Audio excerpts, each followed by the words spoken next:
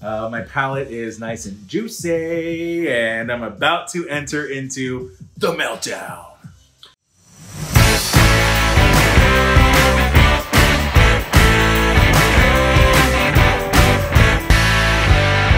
We have Radioactive Fallout.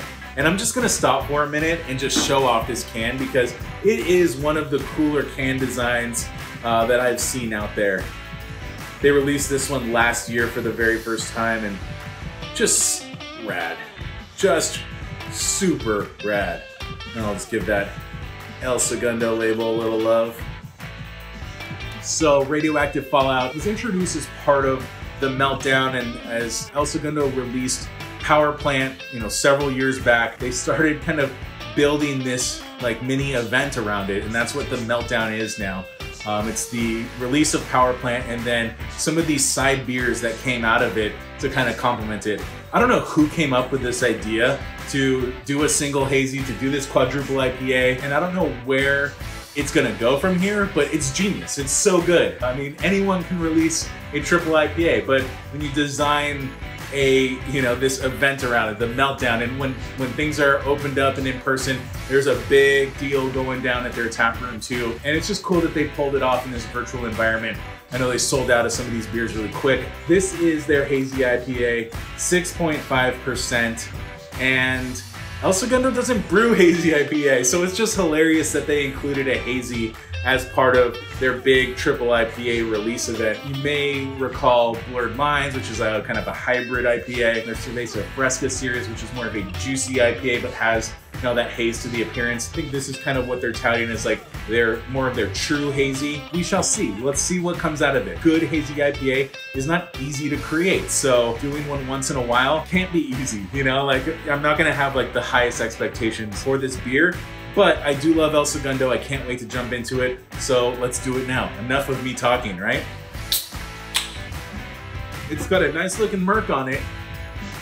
It's got a real nice looking murk. So this hazy looks really nice. If we're just judging on appearance, I like this. I'm a little bit particular on how I want my hazy IPAs to look. I don't want too much dark haze, that like murky, dirty water type of thing. And this is delivering for me, and it's a real nice bright pale yellow. I really like that.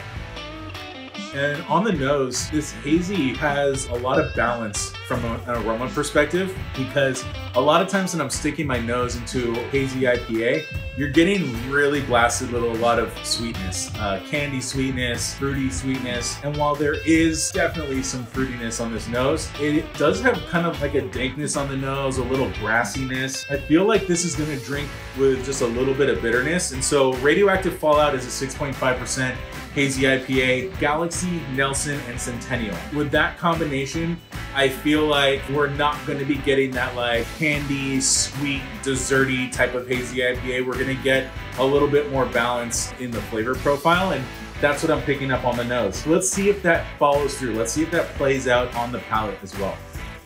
So the first thing that's coming to my mind is mouthfeel and body. This is a thin hazy, honestly a little too thin. You do expect a little bit more heft. I do think I'd want a little bit more weight to the body of this beer. I could have kind of inferred that from the way it's dancing around the glass. It's just moving and really not clinging, and really you're not seeing any of that kind of like thickness in the motion of the liquid. El Segundo doesn't brew Hazy IPA. All they do really, I'd say like 90% of what they're doing is West Coast IPA.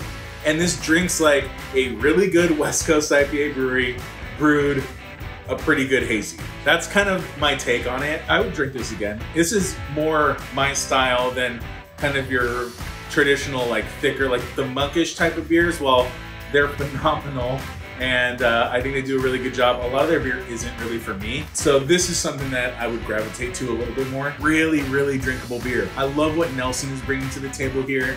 I like what Nelson brings to the table in a lot of beers these days. Orange, a little touch of creaminess on it, like kind of orange creamy sweetness, but very, very little. That's a minimal flavor component here. Grass, little bit of diesel from that Nelson. Yeah, touch of dankness.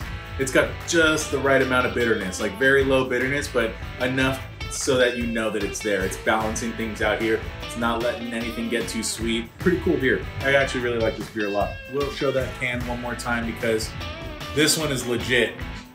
The true hazy from El Segundo. This is as hazy as it gets from El Segundo. Really, really nicely done. Don't go into this expecting the same type of haze that you see from some of the big haze producers out there that are pumping hazy after hazy after hazy, mixing up the hops, mixing up the order of the hops, mixing up basically nothing.